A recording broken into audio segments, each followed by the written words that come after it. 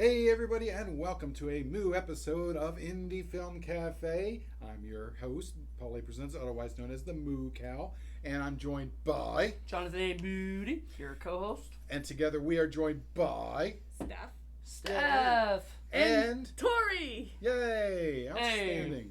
Welcome to episode 2 of season 8. If you can believe it, we've been doing this show for quite That's a while not now. episode 2, bro. Isn't it? No, it's the second episode that we're gonna have them on there. No, Oh. but no, the episode 2 will be another one of mine. Oh. Well, it's in episode. In February. It's in season 8. Let's put it that way. Yes. So we have gathered together, as we do from time to time here in the studio, to watch a movie. And from 1981, we are doing a movie called Kung Fu Zombie. Kung Fu Zombies. Yep, Kung Fu Zombie, just the one. Just one zombie. This is part of the collection of Kung Fu Zombies because there's a bunch of them. Oh, Wow. But we are actually doing Kung Fu Zombie. The third one it looks like. The original, 1981. Crazy, wacky, chop socky movie. You know I love those kind of wacky mashup movies, and this is one of them. So Is this from like America? Or is this from like? it's a Hong Kong / Indonesian. Okay. Mix. Is it going to be a comedy movie as well, or? I'm going to say yes. Have you ever seen it, or have you? Oh no, I've seen it. It's Okay. been a long time, but yeah, no. It doesn't really take itself too seriously, which Good. is a good thing in this case. Thank God. I'm in for some comedy. I love comedy stuff that doesn't take things seriously. Yeah. So Will this be better than Kung Fu and Titties? Kung Fu and titties. That's a movie. There's no titties. Well, I mean, I just was just saying. You know, any It's better Kung Fu than and that zombies, All right. and they're not Maybe even zombie titties. titties. Switch Zombie the titties. T's for Z's. There you go. Well, I suppose we'll have to discuss all that after we listen to some mood music.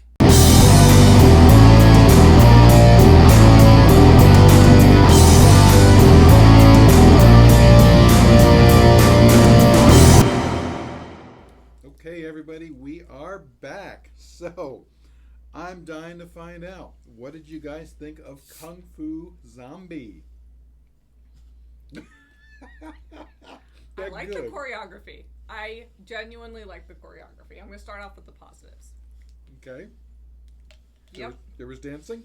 There was beautiful fighting dancing with fire. With fire. And vampires and zombies and everything else in the world. Zombies, vampires, ghosts. Oh my. That was crazy. We were off to see some sort of wizard. Oh, right. There was There There was was a wizard. wizard, yes. There's even a wizard. Yes. Yes. Tori, what'd you think? Oh God. I want to try to enjoy the movie for its ridiculousness, but there's too many things going on, too much noise. Overwhelming. As a person who is on the spectrum, I'm like, when I'm almost done, I was like, nope, I had to put my headphones on. I'm going to go tune out somewhere because that's too much. It's too much. And to be fair, there was this was the dub, so it wasn't as good of quality unless it was like in its original language. So, and I agree that the noises were a little bit difficult to listen to, but if it wasn't for that, I think it would have been much more enjoyable for you, right? I guess so. It's like Speed Racer's dub. It reminds me yeah. a lot like that. Yep. It's so hilariously bad. With the I'm like, but it's like, take that as 50 times and that would be the movie. I mean, it's like every second. That's fire. Yeah. So, who can sort of summarize what happens in this film? Because that's sort of an epic question. Actually, the dad's in the movie. He keeps getting a heart attack until like the third time he just dies and becomes a zombie himself. He and his son, there's a bonding. They keep fighting around in the house. Luckily, nothing was broken. But it always ends with the dad having a heart attack. And we were wondering, damn, when is he ever going to die? Yeah, the running joke of the father having a heart attack was pretty great. And then he does. Then he becomes like this half ghost, half zombie, half human concoction.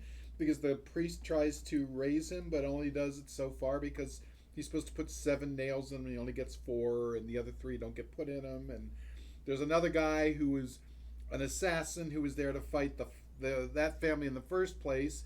pretending to be a zombie or pretending to be a corpse, and they tried to resurrect him, but it didn't work because he wasn't dead until he was dead, and then he became a vampire. It's very confusing. It's very strange. Very, very confusing. There's a lot going on. It is. Yeah. And so, question the guy that the long guy, so that guy who comes back to life, why does he have a feud with the main character's family? Some kind of blood feud is what they said. And that's it. They have to have a Mortal Kombat like scenes. Right. That's the long hair and scar. Yes. Is that the one with the big ass thick eyebrows? They all kind of had big ass eyebrows. I have never seen them thick in my life. They were caterpillars. Yes. They really were. I love that. Yes, they had wigs on their eyebrows. I saw. Yeah, they had like actually wigs. But this is a comedy, sort of a comedy. Was it supposed to be a comedy? Fighting. Oh yeah, this is. It's not unintentional comedy. Yeah, no, this is definitely a physical humor comedy. Mm-hmm. You know, they have different kinds of kung fu films in Hong Kong. Some are serious, some are ridiculous, like this one. Usually, the ones that involve the hopping vampires and the hopping zombies tend to be funny ones because they like to mix that. Not always though, but this one is, I think, is definitely more of a humorous one. So I'll talk a little bit about this. This movie was written and directed by Shan Hua, who he's a guy that worked for Shaw Brothers in the 60s. Okay, so he has that background, and I don't know if you guys know Shaw Brothers. They're sort of like the Toho films of Hong Kong. You know, Toho was kind of dominated Japanese films. Yes. And they did serious kung fu for a long time, and then in the 60s and 70s they branched out and started to do more of this kind of a comedy thing. So that's kind of where he comes from. Was it Bruce Lee came from Shaw Brothers, right? Right, Bruce Lee. Well, Bruce Lee was discovered by another group, but he ended up working for some of the Shaw Brothers stuff, and then he did other things, and then came to America. But the thing is that everybody after Bruce Lee had the pressure of being the next Bruce Lee, and which is why Jackie Chan left, because he was sort of the one who stood out amongst all of the other ones, because he could do all the stuff. He could do the serious stuff. He could do the comedy stuff. He did his own stuff, and famously he said, you know, he left to go to America because instead of being the next Bruce Lee, he said, I'm going to be the first Jackie Chan. Yeah, that makes sense. Which is what he did. Yep. So he owned it. This guy, Shan Hua, comes from the Shaw Brothers background. He started off as a cameraman and a cinematographer back in 1963. He was assistant cinematographer. He got bumped up to full cinematographer in 1978 or 68 rather, and then he started to direct. So as far as a cinematographer, he was in some other really good movies. Wandering Swordsman is a classic. So is Chinese Boxer, 14 Amazons, stuff like that. 14 Amazons? Yeah, there's an Amazon series. Oh my God. Starting in 1974, he started to direct. So he's famous for doing Inframan, which is on Mystery Science Theater, because that's just a weird wackadoodle movie. Because I think he prefers the comedy, the sort of outrageous comedy parts. He did another kung fu movie called Bloody Parrot. He did Soul Brothers of Kung Fu. Wait.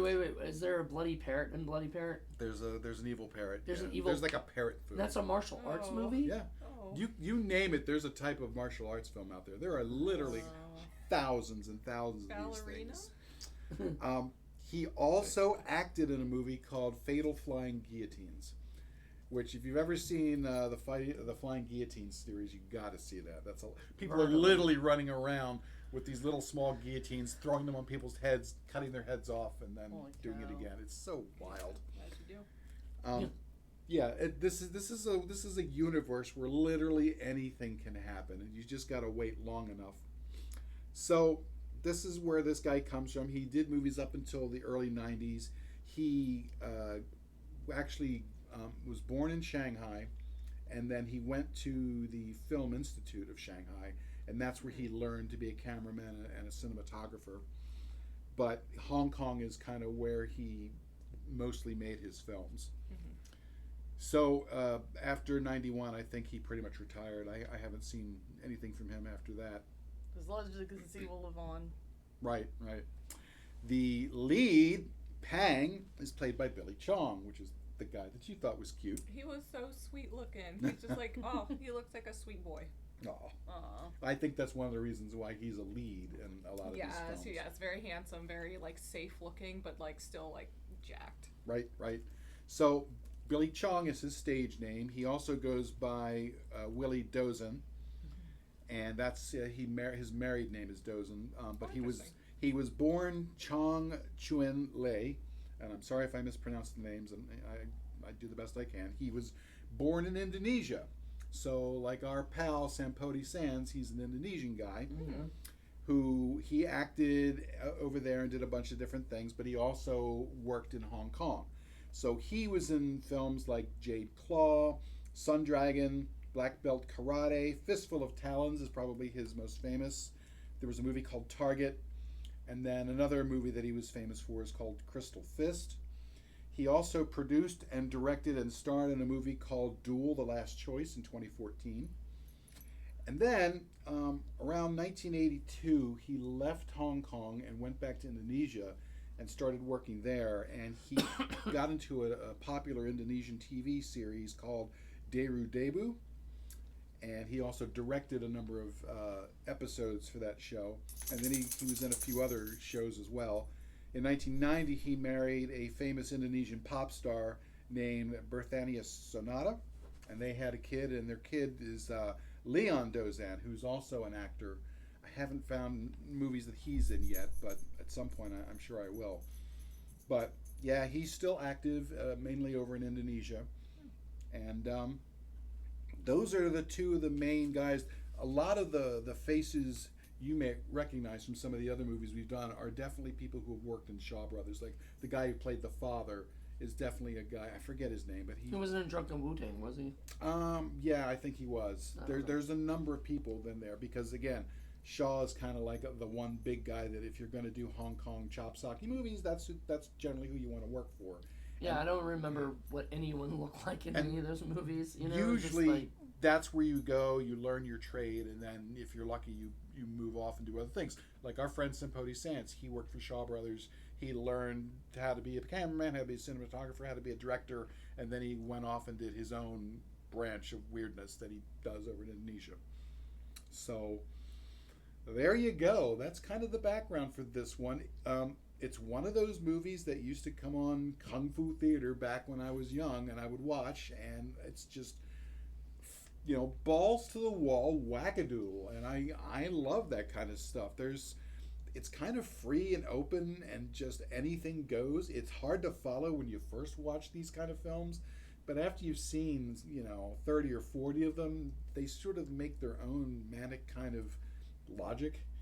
You just kind of have to be used to it. And I know you guys commented about the dub, but the dub was actually decent compared to a lot of the ones that I've seen. So somebody spent a little bit of money on one of the better dubs with Hong Kong than some of the cheap ones. Trust me, that cheap ones. Mill Creek, I guess, did. Well, no, the Mill Creek simply got the rights to it. Somebody else dubbed it before it got to Mill Creek. But yeah, because remember that's the difference. Sampodi Sands tends to cheap out on that, which is why the dubs are sound like a bunch of college kids on dope. They probably were. They probably were, exactly. Yeah. They paid college kids who are on dope to go and pretend to be these Asian people who, unfortunately, they're not. Right. And they don't sound like they are, and it sounds ridiculous. It's not too stereotypy, at least with the boys, but the others I think it's a little too stereotypy, like you see in the 1950s, where they all white people are dressing up as Asian people with the Fu Manchu beard and all that squinty eye stuff. Stuff you definitely cannot get away with today. Absolutely not. Well, at least you shouldn't be having white folks doing that, but Asian folks are perfectly fine to sort of do films about their own culture. Right. Of course, the thing is that ninjas and all that Shaolin stuff it's just made up. It's just like Mortal Kombat. Yeah. But the thing is, this is one of those films that, to me, has a nice balance of physical comedy, dancing, and then serious fight choreography. So if you're a fan of chop socky fighting, I think you'll get a lot of good out of this, although it gets a bit much for me. But I prefer the ridiculous horror comedy aspects of it because there's lots of just strange, flat out weirdness. The vampire, The vampire who loses his teeth at one point. Yep, and fire fist and fire feet. I forgot that we only get to see the kung fu zombies more towards the middle. I was really hoping for more hopping, flying kung fu Those zombies. were fantastic. Those were awesome. They're like, yes, right? Very comedic, very goofy. Well, the idea is because they're dead, they don't have the flexibility, so they have to hop. It's just ridiculous. They're stiff, they're like evil bunny They're monsters. planks, yes. But yes, Evil Bunny Monsters is... Evil Bunny Monsters is a great title. Tell me about it. like, where did they come up with the idea that they're like hopping like bunnies? Just because they can't flex their Rigor muscles. mortis. Yeah. Rigor mortis. Rigor So mortis. stiff. So they just hop everywhere. Right. So that's one of the main differences between Eastern vampires and Western vampires, among other things. Okay. And then there's the whole Taoist thing with the prayers that are written on the scraps of paper that you're supposed to pray, and then the prayer gets into the paper, and then that you put it on the zombie and it stops them, and there's lots of that kind of weirdness. They're the post-it notes that we were commenting about. If you ever see a lot of these movies, you see a lot of the ceremonies and prayers involve a lot of these prayer papers. Oh yeah, the prayer papers. Dozens of them in this case. What was it? Post-its, right? Right, the magical post-it notes. That's how I like it. That was so weird. Yeah, so a lot of this culturally makes sense to the audiences over there, whereas to us, it's like, what the hell? Okay, so even if it makes sense, though, like, I feel like they put so much into it. Sure. How do any of the people, audience members, just, like, digest all of this at once? Right, well, they're not much interested in a nice normal narrative like we are out here. They're trying to throw in as much stuff, as much fighting, as much ridiculousness, as much over-the-top stuff as anybody, can stand. I mean, I've got ADHD, and still that was too much for me. Like, now you know how I feel. I know. She has ADHD. I was like, Steph, are you sure you're not bothered by this? No, I'm good. Yeah. I'm like, I'm glad I'm not the only one who's like, I'm out. Well, no, I mean, I didn't check them all. I kind of started falling asleep a little bit because it just get repetitive. My eyes could not just focus, and after a while I had to force my eyes, and then eventually it just woke up anyway from it. But it was a lot of the same stuff happening. Like somebody would kick somebody, and then somebody else would kick, and they would get into kicky punchy, and then and that's all it would be, and then eventually then they would go, and then it'll be night, then it'll be day, and then I'm just like, I'm like, too much. I think that's why originally, when I first started watching these things when I was a little kid, the serious ones were okay. I dug it, and I dug the Bruce Lee stuff, but the comedic stuff was a lot more fun. It just seemed like there was more. Over the top. It was more creative. It's more over the top. It's more wacky. It's just more fun to me. So I always liked the ridiculous, over the top, wackadoodle movies. They're just a lot more fun to me. And there's kind of a tradition of comeuppance in the Hong Kong world for this sort of martial arts film where, they would do, one-arm boxer. Well, that did really well. Now we have to do one that tops that with ridiculousness. Now we have to do another one that tops that. So let's put everybody on wires and have them all flying around. And it's, like I said, we had that discussion about wushu and those kinds of films. The difference is that wushu tends to do it with a lot more of a serious tone versus this, which is just balls to the wall physical comedy and just wackiness. It doesn't have that silly feeling or sense or taste in wushu that they do for this. There's still some really, really good stuff. I mean, Crouching Tiger, Hidden Dragon was a huge hit over here, and that's like the entree into wushu for Western people anyway. And there really wasn't much comedy in that. That was played up straight. Take it seriously. But there really wasn't a lot of seriousness in this one. You know, It was very slapstick. very slapstick. I think we mentioned Three Stooges at one point. Yes. And Keystone Cops, W.C. Fields. You know, there were times when they sped up the film. Yeah. Yes, To like the make bank robbery scene. Right, to make it for, comedic effect, rather. Oh, and I loved when people were like clearly on something with wheels, but they made it look like they were just sliding across the floor, and I'm just like, oh my god, like Stuff. it's so silly. People on wires, stuff on wires. I loved the floating hat when the guy yeah. was invisible. Can't you see he's doing magic? Yeah. And then he's laughing and the hat is moving up and down. Yes. Oh my gosh. Yeah.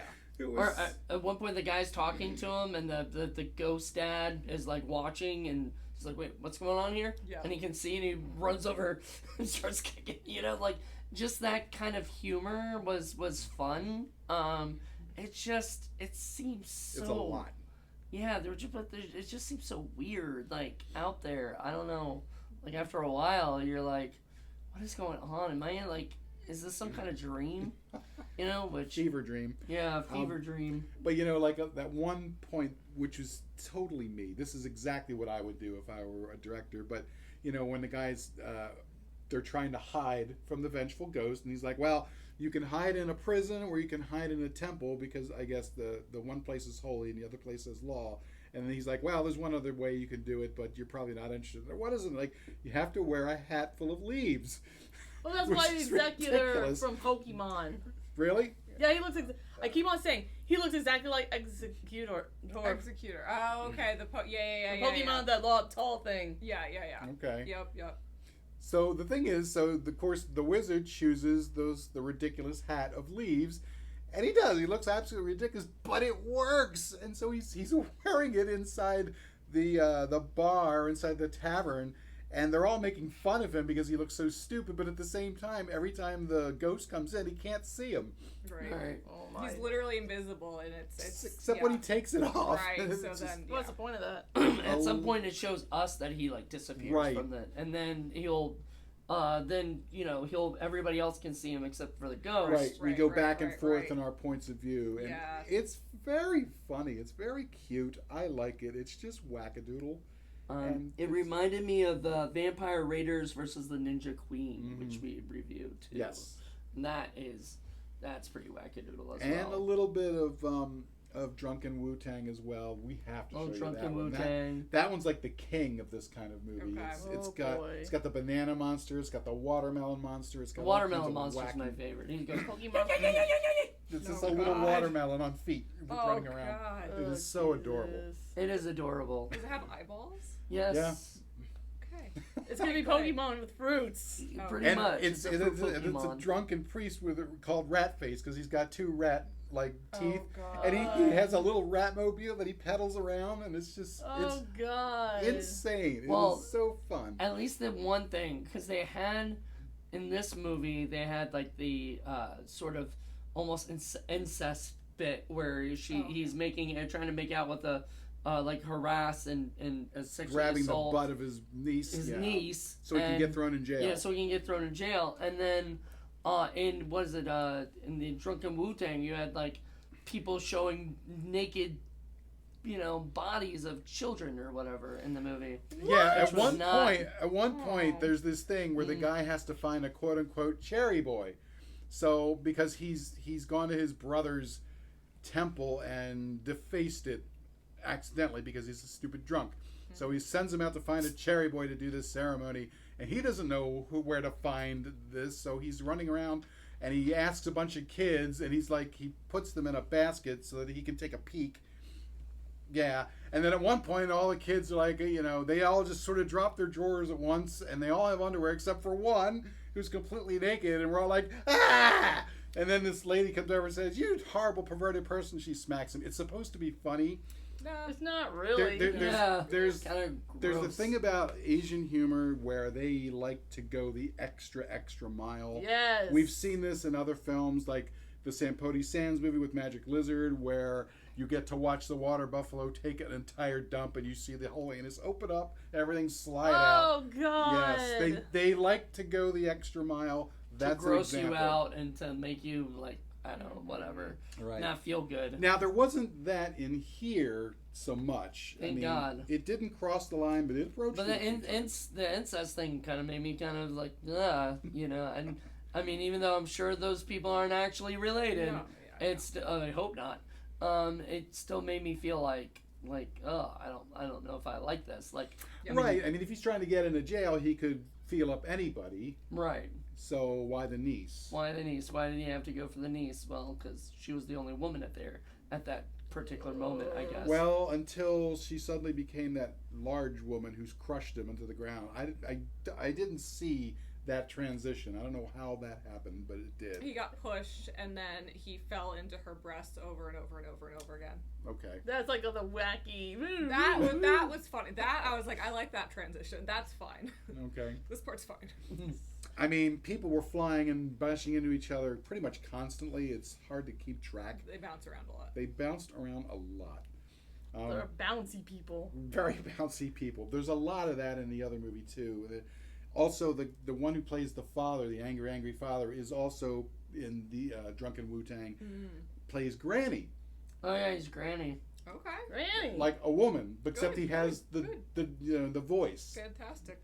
So and Granny has the fights with this giant pipe. It's like massive. Ooh. It's just so everything is over the top and just comedic, and they fight. Who are they? Was it the evil something or other? I think his name is. It's just so weird. But there are parallels here because the one assassin, he's like, when they finally resurrect him, he's like, aha, now you've unleashed the forces of darkness. I thought was a great line. I say that all the time. That's corny. Yep. That's the whole movie, though. It's pretty much the movie. It's a cornfield, just like the entire I'd United rather States. be called Sea Hag. Yeah, see. So yeah, it's a very peculiar, over-the-top film. It's got some weird things to say about stuff. Like there's a weird family dynamic going on between the son and the father. This unexplained blood feud going between it, which explains why he's been hard on his son, teaching him this weird mix of kung fu and being treated like a horse. That's the thing I didn't quite get. It's like, oh, I see why you treated me like garbage all these years, so that I can fight good. Yeah, apparently. And they fight like every single day. It's just bizarre. Yes. So, but you could see how this would play well in the theater. I mean, especially in the East, people are going to watch this and they're just going to love it because there's something going on every 5 seconds. Even if it's repetitive, there's still something going on. I mean, there is something going on, I'm not going to lie, but I just, most of the time, I couldn't tell what was going on. Right. Well, part of that is, in my opinion, there's some bad editing. Because there would be shots where the guys are indoor and then they're magically, like seconds later, outdoors. And we never saw them transition from one to the other. They would skip transition scenes a lot. Yeah. So that was problematic. There were times when, like you mentioned, it would be day, then night, then day, then night, then day, then night, and we're kind of like, what? Well, yeah, it's a little confusing and a little annoying too. Like I mean, I don't mind if it's day for night, like once, or whatever, because like, maybe they just didn't have a transition to the night, or whatever. But when it goes back and forth, and they're still having the same fight, I'm like, I mean, does this make any sense, or is this supposed to not make sense? That's I don't know. I think that's one of those instances where they just didn't have the time to reshoot. Sets are fantastic. That these things tend to be what happens in these films. I loved all the homes. They had these ginormous, fancy homes. Those were always so beautiful and fun to look at. Those are typical sets for the Hong Kong kinds of martial arts films. I love those things. They're beautiful. They're amazing. The costumes were a lot of fun. The very women's ornate. Costumes, oh, they were beautiful. Even the prostitute, oh my god, she was so cute. She was funny. Too bad she had her pants down. Yeah. I mean, hey, whatever, she still looked pretty. So the choreography, of course, is fantastic. Billy Chung was also a stuntman, so I believe that's where he started. Did his own stunts? Yeah, absolutely. Oh, so wow. he did his own stunts, and I think that's where he started, unlike the other guy. So you can tell he has a lot of moves and a lot of stuff, and that's a very physical thing. I mean, you saw how much energy those guys had to expend. It's hard to like throw fast but also soft at the same time, and like make it seem believable. Yeah. It looked great. It did look pretty believable, and like the sound effects were spot on, like on the times that they got hit. The fighting scenes I felt were really good, even if they did go on a little too long at some points for at least myself. Mm-hmm. It's funny because like movies like Police Academy and whatnot will have like Jones, Motormouth Jones will do the whole yeah right, and then you see these movies and that's really literally what they're doing. Yes. And I'm like, are they hiring this guy to do all the music? Right. The sound effects. And the thing is, we mentioned, as far as Jackie Chan and those folks go, he was very, very popular in China and Hong Kong and things. But when he came to America, I think most of the reason why he became big over here is he was able to utilize his martial arts skills and use of comedy, but did it in a way that was more palatable and made more sense to Western audiences. Western audiences mostly can't put up with that kind of a film. That's more of a way you shoot if you're going to do it in the East, because that's kind of the traditions. Like more. You can't do that out here. It's too messy. It's too convoluted. There's way too much going on. So he was able to transition out of that kind of style into a more traditional, mainstream kind of film. So that's why he was successful. Whereas a lot of these other guys, that's one of the reasons why they don't come west. Although a lot of the folks who work for Shaw Brothers, they do come over to the East and they have worked in Hollywood, but they tend to be mostly fight coordinators or stunt people. So you rarely ever get actual directors. So what about the like the monsters or special effects for the film? What did you guys think of that? Goofy and fun. Like you could I know there's like face paint on them, and I know when you like I said, when there's a zombie, they go like this, like a machinery that goes up like that. But like you could see like it's all pale white. It's all they could tell the zombies like that. Yeah, or the vampire with his teeth. With the and teeth. all that stuff, and the goofiness of It's all him. practical effects. There's no special effects going on. Fire. There's a fire fight scene literally where the guys have their hands on fire and they're fighting, and you got to have some special stunt coordination. I'm to wondering do that. how they even did that. Yeah, There's Probably gotta be torches. gloves. There's gotta be some kind of gloves that that's allow so him to. cool. And his Fire on feet him. got on fire at one point, Yeah. and he starts setting the other guy on fire, and he's able to. Yeah. I mean, that's That was man. fun. That was very, very impressive, because God knows how many people. And that's the thing too. When you go and you read some of the biographies of these folks, you always see about how many injuries they get because they have to do all their own stunts, and they get burned, they break limbs, they break bones, they have all kinds of injuries. That's what I like about the Jackie Chan movies, because like at the end of the Jackie Chan movies, he always shows all the stunts that he did and like how it was all real, all him doing it or whatever. And sometimes, I mean, you're like, what the fuck did he? Why did he do that? Like, like that's incredible. But impressive. yeah, I wish they had sort of something like that. I would have watched like a little bit more if they showed all the special effects and be cool. how they did that. And he definitely does bring some of that to to this side of the puddle too. And like when he fights with a chair and he's using his feet and he's using it like 20 different ways to hit somebody, that's been done a dozen times already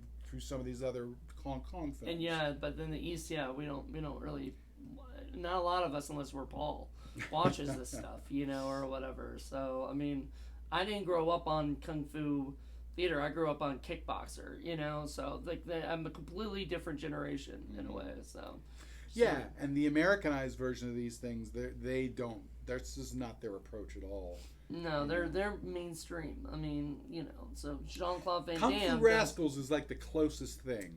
Yeah, but even then, that was from a guy who was from the East, Right, right. coming to here to do that. It's almost like a Jackie Chan situation. Except, so. unfortunately, he didn't get famous, No. which is a shame because Kung Fu Rascals is a lot of fun. It's got some giant stuff going on too, and it's pretty wackadoodle as well. But yeah, like I said, I love the fact that when you go into these movies, you have no idea what's going to happen next sometimes, and sometimes you're not even believing what it is that you're seeing, and I love the fact that you guys laughed at many times during the course of the movie. So yeah, and I didn't think of it until now, but I'd seen a movie, I think it came out in like 1978 or 79, called P.D. Wheatstraw. You know what I thought you might know. P.D. Wheatstraw, the devil's son-in-law. Yes, oh yeah. Oh my god! Now I'm getting P.D. Wheatstraw vibes, which they probably took from this type of movie. Definitely. But oh my gosh, we'll have to watch that at some point. You will like that one. I have it. All right, as long as it's not overwhelming like that one. No, it's not. not. No, it's not God. that. Oh my god, I can't even start to. Yeah. But yeah, I understand, and I should have probably warned you about that. But this style of film is like an avalanche. You just tons and tons and tons of imagery, sounds, stuff happening. All at once. All at once. Oh my god. Yeah, it was a lot. It's a lot. But that's the style, and that's the style that's popular over there. And they all try to one-up each other and see who can make the most chaotic, bizarre, over-the-top, wackadoodle movie. It reminds me of Pokemon with that seizure episode. The polygon seizures. The one that didn't come out in the United States. Yeah. It's like they're trying to one-up, try to be crazy, but at the end it's overwhelming. Oh yeah, to the the point of seizure. Simpsons made fun of that. The Yes, Japanese I remember fighting that. seizure robots. Yes. Jing, jing, jing, jing. Yes, And they're all like, yes. that was funny. That would be, and that was the name of the show, Japanese fighting seizure robots. It was cute. I like how everything concludes with Pokemon with you. It's fantastic. Well, I see Pokemon industry and I'm like, wait a minute. Yeah. No, I hear you. It's funny because I love Pokemon. I'm wearing a Pokemon shirt right now, so. I'm like, yep, you're the Pokemon lady. I got to talk about Pokemon. Yep. And of course, they have a whole series of movies like this where it's not just guys doing that, but they have women protagonists who do all this stuff. And they have a whole slew of stunt people who have gone on to successful careers. And they do their own stuff where they're fighting with shawls and scarves and jewelry and craziness. And then they have a bunch of kid movies where they have little itty bitty kids doing crazy ass stunts and bouncing off the walls and like Baby Geniuses. Magic Peach. Remember Magic Peach? No, I didn't watch that. Oh, you have to watch that. Yeah, Joe watched Child that. of Peach. Yeah, that's just crazy. So they do animal ones. I mean, you name it. Anything goes, and it's kind of fun that Shaw Brothers and Toho and some of these other places, a lot of the independent ones, that they'll greenlight a movie like that. A movie like that would never get made over here. Never. Ain't gonna happen. Well, I mean, because somebody was talking about Hollywood these days and how Hollywood, basically, I mean, now especially with streaming, they're all fucked. They're done. There is no way they can recoup the costs for a lot of these things and all that stuff, and they're just overspending way too much money. It's their own fault. Stuff. Yeah, they're over bloating everything. They would never do anything like this because even if this got successful independently and whatever, and caught say 100 million followers of this type of thing, they still would have no interest in it. No, just from carrying the insurance for this alone, I don't think would make it cost effective. Because then they would step in and touch it, and it would not be the same movie. Oh yeah, Right. Yeah. But yeah, just I can't imagine, and that's the other thing too. The laws on how these pictures are made are very, very different. Copyright laws too. We've touched on that on other shows. Yeah. But over there, they don't really have an OSHA. They don't really have standards. They don't have unions. So pretty much anything goes. Yep. Which is why they have a lot of injuries and a lot of problems over there. Mm-hmm. So, but then on the other flip side is that they get to do stuff that would never be done in the United States. I mean, are they still doing stuff like this? Yeah, to a point. It's not what it was. Hong Kong, especially when Shaw Brothers shuttered up. I mean, they're still there kind of vaguely, but the guys who are running it have passed away. They're kind of still there. They're doing stuff in China, but it's a lot more political. So it's yeah, the tradition of the crazy martial art thing. It's barely alive. It's still there, but it's just not what it was. That's an interesting thought I just had about like the idea of like the different political figures that have been around, in China, or up to now, or whatever. I'm sure they've been like, what the hell is our country doing right now? Well, and the thing is, it's very different over there because everything is run by the government there, and the government has censorship an laws. agenda and censorship laws. So things like they're making, like they poured a lot of money into making this one movie about Chosin, which was a battle in the Korean War. But of course, when it's told, it's always told from the Western point of view, the American point of view. They're doing it from the Chinese point of view, which is it was a great victory on their side, because it's not just entertainment, it's also propaganda over there. So there's different reasons for doing the films over there, and that's one reason why Hong Kong, that was a great place for creative people who could go and be free of that. They could just sort of do their own thing. Politically, it's very, very different now because Hong Kong is no longer free like it used to be, unfortunately. You can't have Winnie the Pooh there because a lot of people say the leader looks like him, and Winnie the Pooh's out of there. Really? I didn't know about that. It's been a while. South Park made a parody over it. And apparently we can't have imagery or have movies with Winnie the Pooh in it because it reminds them a lot like their leaders. And the internet blew up about it. That's what it was. And then he was like, meh, which, only makes the internet go, ha, but, whatever, man. Like, yeah. But then all of a sudden you lose all your cool toys because the bad guy's like, I don't want to play anymore. Right. Well, I mean, the good thing is that now China is actually putting out movies, like big popcorn movies, really well produced movies with lots of money, and they're actually putting out some decent stuff over there. Stuff that rivals, in my opinion, the stuff movies that come out of Hollywood. It's just, it has this other political vibe to it that kind of spoils it, in my opinion. It's a shame because these guys don't have complete creative control. The government does, and God forbid you cross them, you're gone. I mean, literally, they'll disappear you. So I can understand it, and I can understand why they still want to come over here, even if they don't have the kind of budgets that they normally would. But they do have some amazing, lavish films. Russia too. Russia, up until the big war, they didn't have quite as many, but they do have some really good films with a really good budget over there. They don't have quite the amount of political stuff that they do in China, but it's just a shame. You still have to come west in order to have complete freedom, to be able to do your thing, at least as far as an independent film goes. Again, you're not going to be able to do stuff in Hollywood unless they make it money. It's not a political thing usually. It's just, will it make money? That's usually the bottom line for them. Will it make money? There's no good Hollywood movies out recently. It's more independent films are coming out. There's a lot better films anyway. In my opinion, AAA movie industry is going down this drain, especially now they're going to rely on AI to do most things. And that what led to the strike last summer. Right. Well, the thing is that Hollywood for the last 20 years has been more and more reluctant to take any chances on anything because it costs so much for their own damn reasons. They've spent way too much money on things they really have no business, like cramming in all kinds of extra special effects for no reason other than have special effects just pushes the budget up, and you don't need to have a giant star making $30 million a picture just to have the name on there.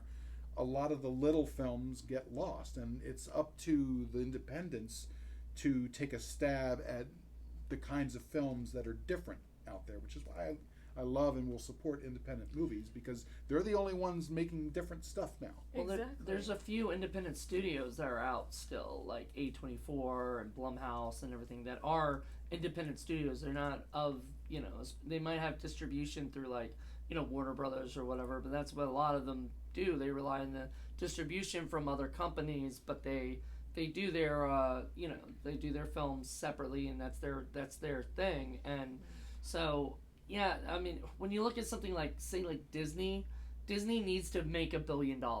like in their movie needs to make $1 billion. Deadpool and Wolverine is going to make $1 billion. The last few movies that they had did not make even $1 billion. And so people are like, saying, oh, that's not a bomb. Yeah, that's a bomb. If they can't make what they're supposed to make, which is they have to make at least $1 billion, or they're not making enough money back for their people, Which is a shame, because that's why things like the Mad Max Furiosa movie that came out, that was a great movie, but it didn't make the money that it was supposed to, so it was considered a bomb. It's not a bomb. It's just that they had unrealistic expectations for that movie to generate so much money so quickly. It used to be, movies were released in the summer and they had months to make back their money. They don't get that now. Now, if you don't make that money in 2 weekends, you're a bomb, which is ridiculous. Absolutely. Yeah, well, no, if they don't make it in like 2 or 3 weekends, they pulled it out of the theater. And I'm like, because I wanted to watch that Longlegs movie, but Longlegs only lasted like 2 or 3 weeks in the theater, and then Which is ridiculous, because that made a ton of money for a small independent production. It was great. It got huge accolades. It was actually a really good film. It's a great example of an independent cinema coming out that's really good, that would rival or better anything that Hollywood's put out. Well, and that's the thing. They put it out for like, for 3 weeks or whatever, just so that they can get it onto digital, because they're gonna make money on digital, because people don't want to go to the theaters. That's the thing. It reminds me of 2 weeks ago. I was seeing Maxine with a friend of mine, and when I was looking up for movie tickets for Maxine, it was like the last day. It was not even. It just got released at the time. It was not. Actually, it was like a week ago, I think. It was like, I don't know when it came out, but anyways, so apparently, like, it was the last day, Thursday. They don't play it anymore. But I see exactly what you're saying. Like, It's only going to be limited for a few weeks, and it's gone. Yeah, I think Maxine got a little bit more time because it did get it garnered attention, and it got more and more and more, and that usually does. Deadpool and Wolverine is most likely going to stay in the theater for like a little longer, because they want to keep making money. Like, they want to get up to that $1 billion mark before they hit the Plus, they have stuff. all the distribution deals already worked out, whereas independent movies don't. Yeah, and they people don't realize this, and people always say, oh, it's not a bomb. They don't just spend like, say $200 million on the movie. They spend $200 million on the movie, plus $1 million or $1 million or $2 million on like marketing, or $100 million on marketing, whatever it is. They spend a lot of money on just, and to go back to Deadpool Wolverine, that mean a lot of marketing decisions. I mean, you see that everywhere. Like they're doing commercials, all that stuff. Right. So, and that's why I love these kinds of Hong Kong martial arts film. They don't have to worry about that kind of stuff. Yeah. They can just do their thing. There's a built-in audience over there already who love these kinds of movies. All they have to worry about is just doing something new and interesting and different, and trying different stuff, and sort of topping the next guy who made one of them. They don't have to worry about, oh, we got to make $1 billion, which is crazy, So it's kind of a shame to see that era coming to an end, but fortunately there are thousands and thousands and thousands of these films. So there's a lot out there. So I wonder if somebody will just resurrect it, like bring it back. Well, let's hope AI will take care of that. I mean, it's on here, so at some point you gotta hope maybe it'll get a Blu-ray thing. It's just, again, it's you have to get the distribution rights. Well, no, I mean, just like bring back that style of movies. Oh, I would love that. I would love that. Like somebody who's a fan of that stuff decides, let's go make this again. It's the Vinegar Syndromes of the world, and people like that who will find them and then put it out on Blu-ray, because you have to build the audience first. Yep. You know what I mean? As far as Longlegs goes, from what I understand, because it made more money than anyone expected, I've actually heard that they're thinking about bringing it back, which is possible. So I hope it does, because it's a different experience seeing it in the theater. Yeah. I highly recommend it if you haven't seen it yet. If it comes out in the theater, go see it. It's really, really, really worth it. It's not a perfect film, but it's a really good film. It looked fun. Mm-hmm. Especially like with a cult following. That is a blast. Yeah, it's like, we were talking before about like The Room and Yes, The Room. and stuff and Birdemic and all these movies that are just so bad they're fun, and you go to Paul and I actually got to see The Room with Greg Sestero there live. and live and everything, and we got to talk to him. we got to talk to him, but during the thing, I mean, you hear them yell spoons. Yes. And they have a whole list of things they give you that you can do and say or whatever that they that they want you. There's a lot of audience participation in it. Yeah, Like- they'll encourage you to do And that. it was fun because I think we were like two of the older folks there. It was Yeah. mostly like 18, 19-year-old kids. Yeah, it was Yes. college kids. It was on the William Mary campus, so they were loving it. That's Rocky Horror Picture Show. I know some members who perform for like campus movie theater campuses, like either once every Saturday. Nice. We have that up in was it Norfolk? At the The Norva. Narrow. The Narrow. Yeah, you're right. The Narrow has Rocky Horror Picture Show every Saturday, I think. That's a lot. Yeah. Yep. Narrow Theater's a lot of fun. I would love to see this kind of movie come back. I think part of the problem is that, it had a huge audience back east, but over here, unless you were watching Kung Fu Theater in the 80s, like me, probably didn't hear about it. So people don't know that it exists, which is a shame because I love these kind of movies. To me, they're sort of bread and butter Saturday morning entertainment for me growing up. Which is why I like sharing it to folks because they'd never seen you hadn't really seen these kinds of movies before I Not until you introduced me. No. Yeah, and that's what I like to do. No, that wasn't. I swear to God, if I had started watching one of these, I would have turned it off. It just would have been too much for me. Yeah, same here. I'm like, okay, I'm going back to whatever I want to do. Like I don't.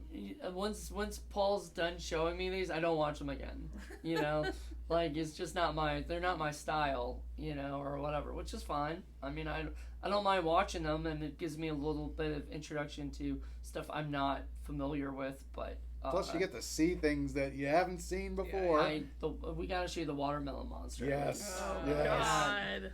If you can see that, I mean, it goes ay ay ay ay ay, and like attacks people. And Wang Wang, we have to show you Wang Wang at some point too. Yeah, he's fun. Is it a penguin? No, that's a whole other ball of wax. It's Filipino movies. Filipino craziness. He's a super agent kung fu ninja midget who depopulates the Philippines on his own and gets the girl, because of course.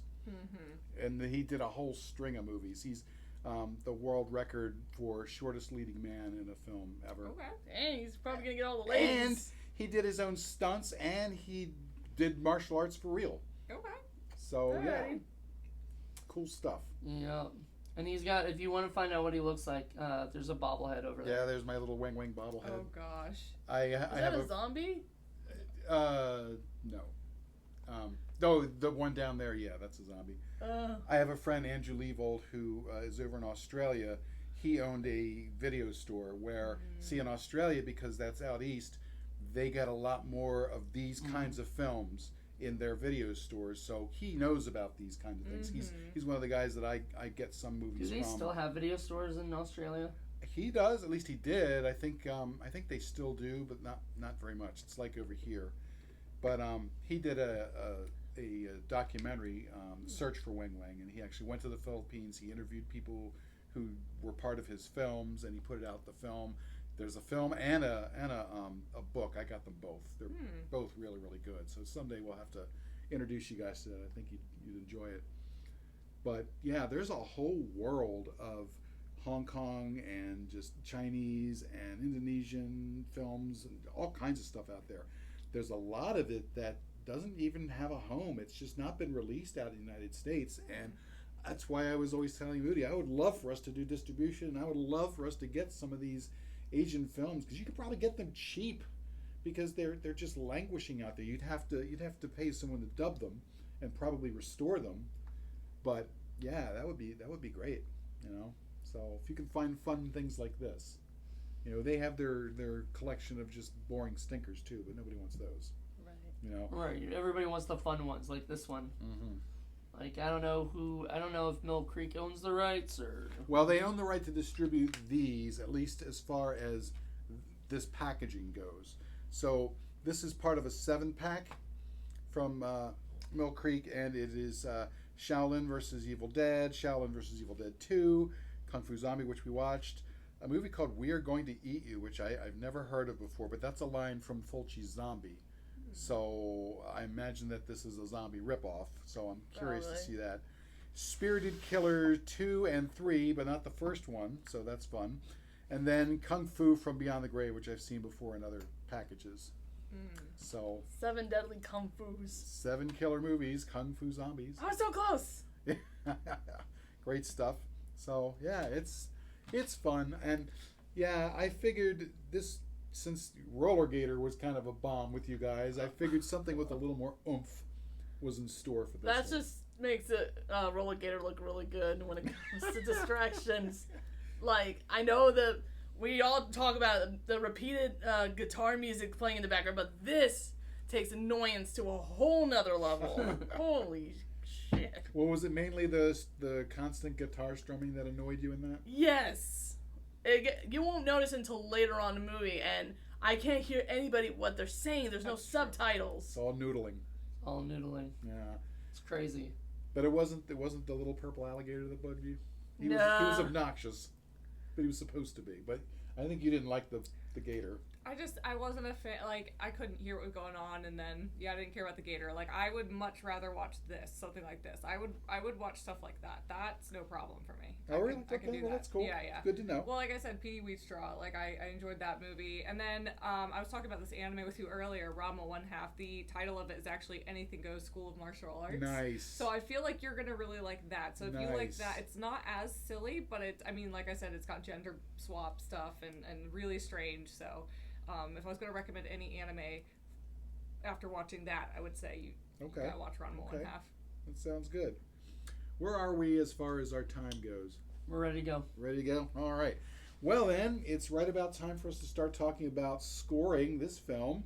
And we use our stinkometer, by which we score our movies 1 to 10. The lower the score, the better the film is. The higher the score, the stinkier it is. And while we love our stinky movies here at Indie Film Cafe, the higher score tends to reflect a lot more problems. So you can't see it, you can't, hear anything, the huge plot holes, bad acting, that kind of a thing. So the more problems, the higher the score. And then we take 3 scores from our viewers, we add them up, and we see where on the ladder of stink this movie happens to be for this particular season. And then it goes onto the ladder of stink on our website. See if it makes it all the way up to stinky heaven with all the rest of the 30s and 30 pluses. Someday, Miss Werewolf. Oh God. Someday, Hip Hop Locos. Although I wouldn't wish that upon you. Don't do that to them. Yeah, Hip Hop Locos is bad. At least Miss Werewolf has some fun to it. Got it. So, who would like to score this film first, Mr. Moody? I'm gonna go with a 6. Okay. It's not stinky, but I think the problem I had with it was it just kind of, after a while, it felt like the same movie over and over again. Like, same kicking, same fighting, same whatever story, after a while, I just got kind of tired in everything from it. It was just too much. And it was nonstop, so, there was no time for a break. Usually I'm the one fighting oh my God, there's too much break, right? And everything like that. Now I'm fighting that there's not enough break. There definitely needs to be some time where we get a little bit of story so I can find out what's going on before somebody gets kicked again. Yeah, that's one of the problems. It goes from fight to fight to fight to fight to fight. I know, and that works, I guess, in that kind of culture and that kind of aspect or whatever, but I just couldn't. It just didn't work for me. After a while, I was like, oh God, I don't even know who everybody. I don't know people's names. I knew Billy, I think, was one guy's name, and that was it. Nobody else I knew their name because nobody else really said their name, Papa or whatever. Master or Master. Hamster. There was Hamster. Hamster. Yes, That's that's the little right. freckle boy. But then aside from that, it was barely any names, and just people were just popping up, and I was like, where the fuck did a vampire come from? Like, what is going on here? Why is this happening? So yeah, 6. It's like Asian David Bowie. That's all I could see. There you go. David. So a 6? Mm-hmm. Okay, next. Okay, it's a very difficult one because in the beginning I didn't mind it too much. I know how over the top it is, so I know what am I getting myself into, especially like with the hopping and the crazy special effects. Was that your first hopping vampire movie? I think so. Okay, but you knew about it as far as the tradition. Yeah, I know the tradition. I know the history of those type of vampires in Asia. So, and then it gets so repetitive, like fight scene, like what he said, it's fight scene after fight scene, and with all these noises going on, and it's just too much for somebody like me. Slap. And it's just like, okay, I'm just calling it quits, and I'm gonna give it an 8.5. Wow, that's Whoa. high. Woo! Woo! Could be worse. All right, Steph, you're next. So I am gonna be kind of far off from them. I'm actually gonna give it a 3, and the reason I'm gonna give it a 3 is from the aspect of the culture and that their type of movie. I've seen these kinds of movies before. This one was more comedic than what I'm used to. And because I knew kind of what I was getting into, and I've watched these before, and I do appreciate them. I love the like bad dad joke humor kind of stuff. Yeah, and good acting, good fight sequences. Like I'd give it a 3. Mm-hmm. What about you, Paul? 3 is where I was going. Okay. It's got that whole style that I really, really dig. It's a lot of fun. Yes, it is definitely overwhelming. At this point in my life, I'm used to that. That's so good. It's easier for me to sort of sort all of this out than it is for some newbies. Yeah. I think if you were to watch more movies like this and be able to sift through it, you might find it a little bit better because quality-wise, this movie is better than a lot of other films of this type. So the acting was really good, like all the sets, the direction was good. All the production stuff is top of the line. It's just, if you're not used to that style, I can understand being completely overwhelmed or getting lost. Get lost in the sauce, because there's a lot of sauce going on. But I love it. I laughed. I loved the inventiveness. I loved the silliness. The whole thing with the invisible banana leaf hat. Yes. It just charmed the pants off of me. I just thought that was so adorable. Dubbing makes it fun, dude. Yeah. The dubbing was pretty hilarious. I'm not gonna lie. It Good was old Speed Racer super style. cute. So yeah, I'm going to give it a 3. It's not quite as good as Drunken Wu-Tang, but it's in the neighborhood. So. Well, that's great. It's a 14.5 because I'm gonna have me step out and have all you 3 of you guys so that we can have scores from the 2 guests and everything for this one. But then the last one I just had just Stephanie because but you're still counted in the score, Tori. It's just but you're not in the final the sting score. But you're in this one because we want to have everybody there if we can. But so there you go. All right. So all I can tell you is, if you want something different, if you want something fun, you want something wackadoodle, go find yourself Kung Fu Zombie and put it on, and good luck. It's such a wacky freaking movie. It is. But fun. Yeah. All right. Anybody last words? Any? Check out Rama 1/2. Yeah. Push that. If you like kung fu movies and stuff, they're doing a remake of it. It's coming out.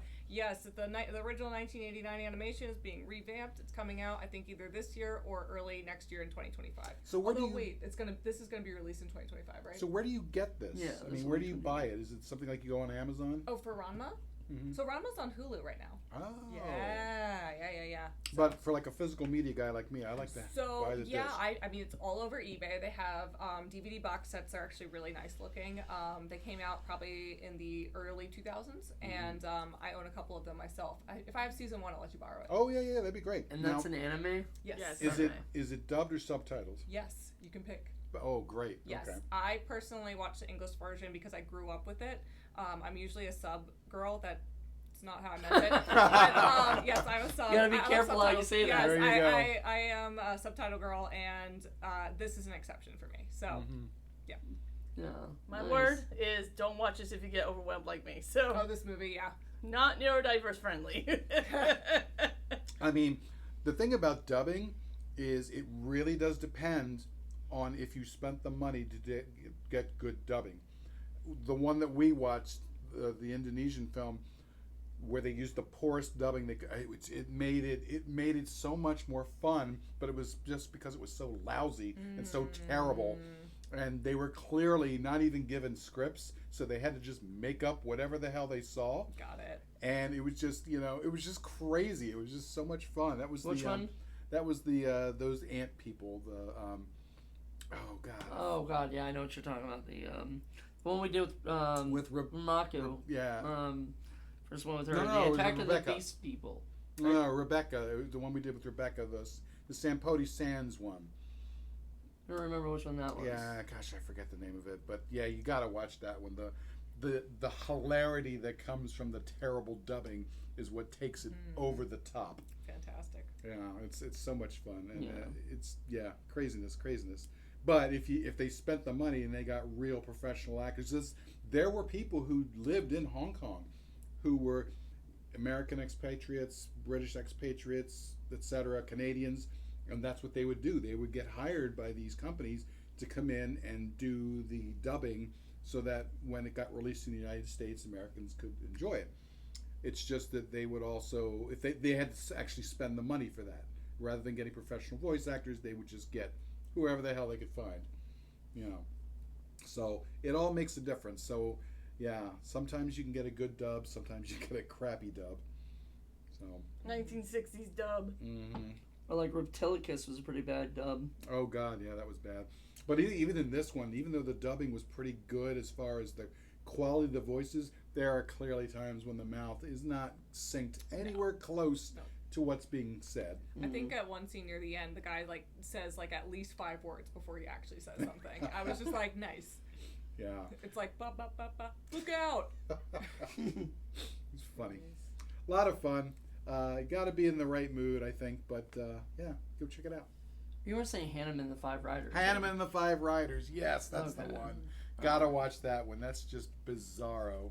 Yeah, that's got some bad dubbing in it. But it's so funny. Oh my god, I just roared the first time I saw it. It was great. I think it's on Tubi. Really? I think so. The one with that dub? I don't know if it's with that dub. I don't know. Okay. We saw that on YouTube, right? Yeah, I sent the link for that one. Yeah, because you actually had it. I had it, yeah. I don't know. Maybe it is. I forgot you actually sent me that, so maybe. But all right, everybody. Thank you, ladies. This is your second one for this year, so thank you so much. We really appreciate you girls coming down. Yay. We can't wait. Please come back. We would love to have you come back. Oh, I got some movie suggestions if you need any. Okay. We can definitely put it on the list. We could, maybe next time we'll come back up. And then, PD Wheatstraw. Yay. I have Gramps it. We goes can to come Gramps out. goes to college. Oh, Lord. Yeah. Maybe we'll have a whole marathon, or Yeah. whatever, Yep, girls' choice this time. Yes. There you go. All I right. can do that. I can go with that. We'll be okay with that. All right, well, everybody, thank you guys so much for this. And join us next, I don't know, couple weeks, I guess, or whatever, until the next episode. And until then, everybody, have a good one. Bye. Bye.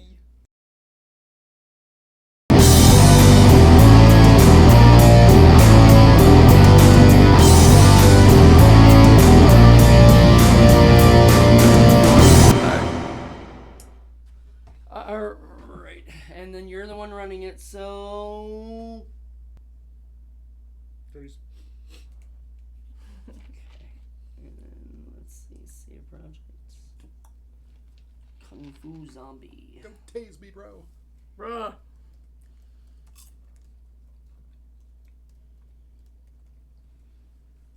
And we're... So I'm gonna put this down and actually... Now the problem is, I don't know which disc it's on. I would assume the first one, right? Not necessarily. They don't number them. I just think it would be in order of the production. So like the first one on the first disc and the second And one. I don't know whether there's movies on the back, maybe? We may have to... Oh, wait. There you go.